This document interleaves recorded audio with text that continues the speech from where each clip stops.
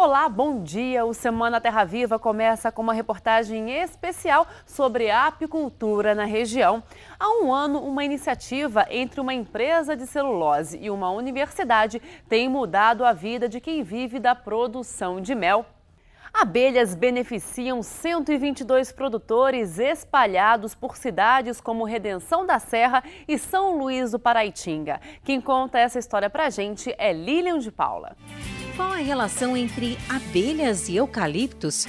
No Vale do Paraíba, essa parceria é muito próxima, graças a um projeto de apicultura sustentável da Fibria, empresa de celulose de Jacareí, e da Unital, Universidade de Taubaté. E tem muita área a ser explorada. São 40 mil hectares em toda a região só de plantio de eucaliptos. Os insetos dependem da florada da planta para extrair o pólen e produzir o mel. Nesta área em Redenção da Serra, o programa Apicultores começa a criar forma. A gente vai começar então uma vistoria nas colmeias e para isso a gente conta com a ajuda da Lídia e do Edson, responsáveis por esse trabalho. Só que para que a gente não seja picado por abelhas, é lógico que a gente tem que colocar uma roupa apropriada, que é mais ou menos nesse estilo que a Lídia está vestida. Os EPIs, equipamentos de proteção individual, são roupas apropriadas e vão nos proteger de qualquer perigo possível do contato com as colmeias. Depois de devidamente equipados, é hora de iniciar os trabalhos. O Edson, qual que é esse processo agora? Explica pra gente.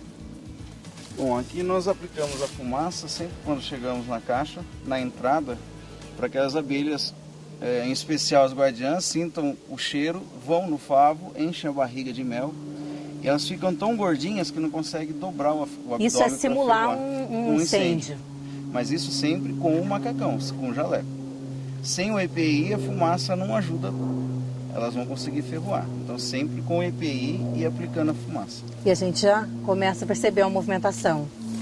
Sim, aqui como está frio hoje, elas tendem a se recolher.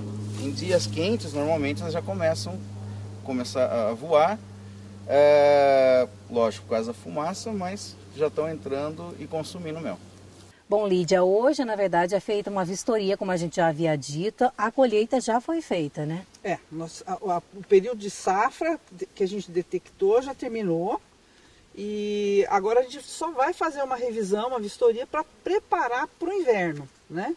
O que muda no inverno? Então, no inverno nós temos que começar a reduzir espaços, né? Por causa do frio, ver se não tem nenhum problema de ataque de mariposa, que a abelha às vezes é sujeita, né? Se tem umidade, excesso de umidade nos favos, enfim, a gente faz toda uma vistoria, um procedimento técnico para assegurar que esse enxame passe bem o inverno, para começar novamente a florada na próxima safra. Bom, depois de simular o incêndio aqui com essa fumaça, é hora da gente abrir então a colmeia, né? Agora sim nós temos segurança para abrir enxame por enxame. Já tem um barulhinho típico, né? Sim. Do enxame. Normalmente a gente olha para ver se a rainha não está na tampa, né? A rainha é uma peça-chave, né, da colmeia. O que acontece, no caso, se mexer com a rainha? Às vezes a gente, na manipulação da tampa, a gente bate e mata uma rainha. Como ela é o indivíduo mais importante da colmeia, né? Ela mantém a população pela postura, então a gente toma cuidado ao abrir a tampa para ver se a gente não está tendo a rainha aqui, e aí a gente pode então deslocar a tampa com segurança, sem problema. Então a primeira coisa que a gente vê é olhar por cima e a gente vê a densidade populacional, ou seja, quanto de abelha preenche as duas faces do quadro. São 10 quadros, né? E aí a gente vê se esse enxame está forte, se não está precisando de nada. E a gente começa então da lateral, né? A gente vai soltando os quadros que são colados com a própolis. A própolis na colmeia, para o ser humano, é bom para gripe, né? Usar como antisséptico, mas na colmeia ela usa para soldar os quadros, né? Então isso que a gente está vendo aqui em cima, por exemplo, é uma mistura de própolis com cera, né? E é esse material que é recolhido para fazer a tintura de própolis, né? E você falou da população, uma colmeia. Quanto vocês estimam que existe de abelha? Que existe? Uma produção, um enxame produtor de mel, ele tem em torno de uma rainha, 100 a 200 andões e 80 mil operárias. 80 mil. Que são elas que vão colher, vão fazer todo o serviço da colmeia. Então aí a gente começa a sacar os quadros e fazer a vistoria para ver o que é que contém cada um deles. Isso aqui é mel, por exemplo. Tá?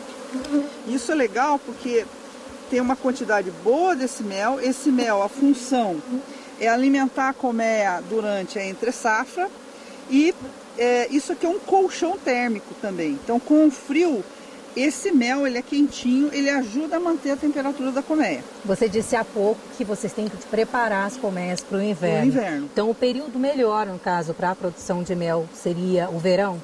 O verão aqui no Vale do Paraíba. Alguns lugares no Vale do Paraíba existe uma produção de açapeixe pontual, que é junho e julho. E você colhe em agosto, né? Então, nesse caso aqui, como é um experimento, né, a gente não sabe se vai acontecer. A gente não está vendo uma densidade grande dessa planta, né, para chegar a gerar uma produção. Mas a gente tem que fazer toda a vistoria para ver se ela tem um suprimento de alimento para passar o período todo. Outra coisa importante é esse suprimento aqui que você vê, ele é diferente do mel. O mel, eu vou até abrir aqui um pouquinho, ele é um negócio líquido, né? É um carboidrato, tá? Ele é que gera toda a energia, né? Toda a matriz energética, vamos dizer assim, de temperatura da colmeia. Agora, esse material que você está vendo aqui no favo depositado, amarelinho, esse já é uma outra fonte de alimento da colmeia que também a abelha estoca, que é o pólen, tá? Vou dar uma limpadinha aqui no formão e tirar um pedacinho para você ver. Olha lá. Isso aqui é colhido das flores, é o gameta masculino da flor, né? É o pólen, que a abelha, ao polinizar, ela gera essa possibilidade de desenvolvimento do fruto na planta. Agora, para os enxames, ele é fundamental porque ele é a fonte de proteína para as larvas. Se não tiver essa fonte de proteína, não chega um ovo, por exemplo, uma larvinha, não chega ao indivíduo adulto. Então, existe um equilíbrio na colmeia, a gente tem que checar isso, né, entre o suprimento, o estoque de pólen e o estoque de carboidrato, tá? O pólen, apesar de estar ocupando essa área pequenininha, muito importante. É muito importante, é uma fonte potente, né? Que vai permitir o desenvolvimento dos enxames. Então aqui, ó, as abelhas elas ficam aglomeradas, né? Tá com frio e a gente pode, para mobilizar a colmeia, né? Para tá dando mobilidade, a gente solta as abelhas aqui dentro e sacode o quadro.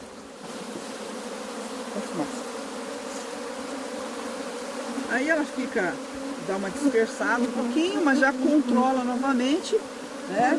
E aí a gente vai rapidamente vendo quadro a quadro o que está acontecendo. Aqui, mesma coisa, suprimento de pólen, suprimento de mel. Então a gente devolve novamente para dentro da colmeia. Olha lá. E quando que você percebe que uma colmeia não está produzindo o ideal? Ela reduz a população, essa população está uma população boa, deve estar em torno de umas 40 mil abelhas operárias. E aí entra na zona, que é importante também para a gente, vamos dizer, comprovar a capacidade de postura da rainha.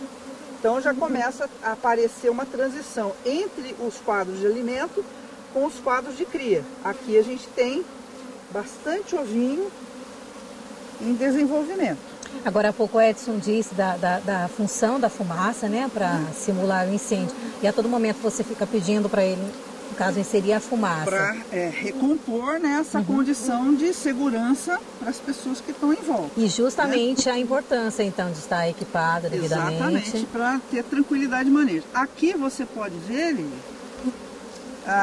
que bonitinho aqui, vai ter a oportunidade de ver o nascimento Ali, que é... De uma operária, olha lá.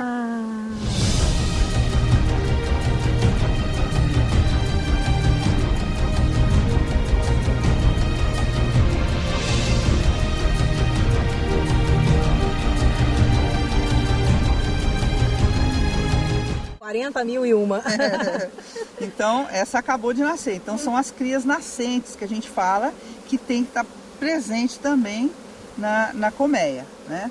Então, para a gente não resfriar, o dia hoje está meio friozinho, a gente devolve logo, porque são quadros com crias jovens, novas, né? E a gente não pode, então, demorar muito. Aqui, ó, outro quadro que a gente está vendo também, está muito bonitinho. Essa parte marrom são crias que vão nascer dentro da colmeia. E, mais uma vez, ó, a camada de mel e uma camada de pólen, bem típica, tá? Uma outra coisa que a gente vai fazer um outro projeto, mas é a prospecção da potencialidade de pólen de eucalipto, porque existem algumas propriedades específicas no pólen de eucalipto, né? Então, a gente está vendo assim, que é uma camada muito grande de pólen de eucalipto aqui. Isso tudo aqui que a gente está vendo é pólen de eucalipto estocado, né? Então, é outra pesquisa que vai dando informação para a gente, né, anotar, e aí a gente elaborar um projeto específico com foco na produção de pólen do Vale do Paraíba, que também é muito importante para a geração de renda para os apicultores. Então, hoje as áreas onde existem essas colmeias é onde também existe a plantação de eucalipto. Exatamente. Então, quer dizer, essa parceria ela vem de encontro, né, à necessidade de novas áreas dos apicultores para mel. E é legal a pesquisa, porque a gente vem com todo um protocolo de levantamento de informações, a gente vem com foco no mel, a gente acaba detectando a vocação também da área aqui, de eucalipto, para a produção de pólen, que não deixa de ser uma forma de diversificar a produção do apicultor. A seguir, veja de que forma as exportações de produtos agrícolas para a Venezuela podem ser facilitadas graças à entrada do país no Mercosul.